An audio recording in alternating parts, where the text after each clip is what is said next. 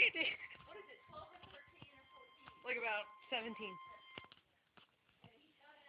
The National Weather Service in Sterling, Virginia has issued a special marine warning for Chesapeake Bay from North Beach to Drum Point, Maryland. Chesapeake Bay from Drum Point, Maryland to Smith Point, Virginia. Tidal Potomac from Indian Head to Cobb Island, Maryland. Tidal Potomac from Cobb Island, Maryland to Smith Point, Virginia.